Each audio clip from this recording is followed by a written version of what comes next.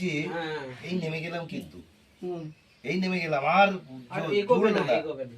আর এগুলো না এই যে আর ক্ষমতার দম আমার হাতে কত পাওয়ার আছে জানিস আমি একটা মিনিস্টার আমি একটা এমএলএ এমপি কিসের পাওয়ার একটু এদিক থেকে ওদিক তিনি করে দিলে এখানে একটা জিনিস আছে, বাড়ির লোক এই ধরে করে পাগলা নিই, গারদে তাহলে এটা আমার দিতে এই কাজটা তোমার কাজটা শুধু শেষ হবে।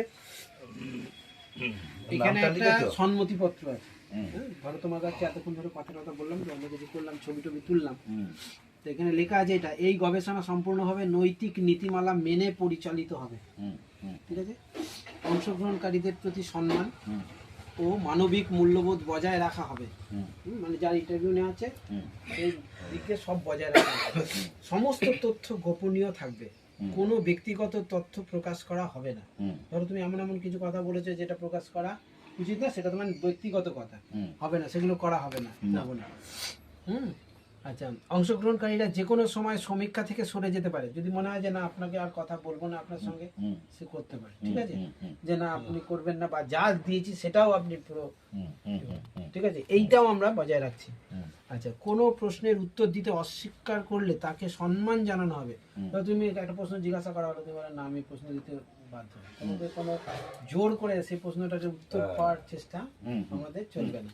না, এবার তার যদি জানা থাকে সে বলতে পারবে, তার জানা থাকলে সে তো বলতে হ্যাঁ, পারবে। জানা থাকলে বলবে, কিন্তু বা এটা অসম্মতি মনে না হচ্ছে থাকলে, আপনার বললে অসুবিধে হবে আমার ইয়ের সঙ্গে মিলছে না হ্যাঁ, তখন সেটাতেও আমরা সম্মান জানাবো।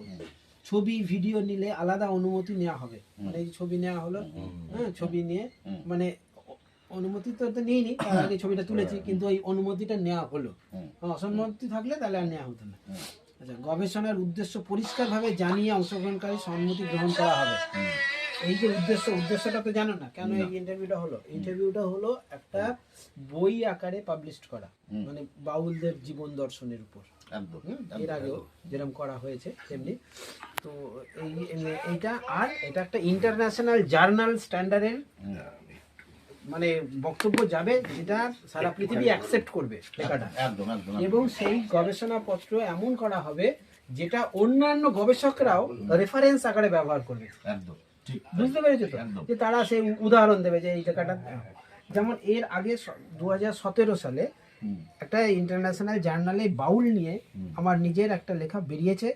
সেটা অনেকগুলো উইকিপিডিয়া আছে তারা ব্যবহার করে। উইকিপিডিয়া হচ্ছে যেটা একটা আমরা যে ডিকশনারি বলি না কোনো জিনিসের, হ্যাঁ, জ্ঞান কোষ, সেই কোষের একটা জায়গা ওরা ব্যবহারও করে, এমনি সাধারণ মানুষ তো করে।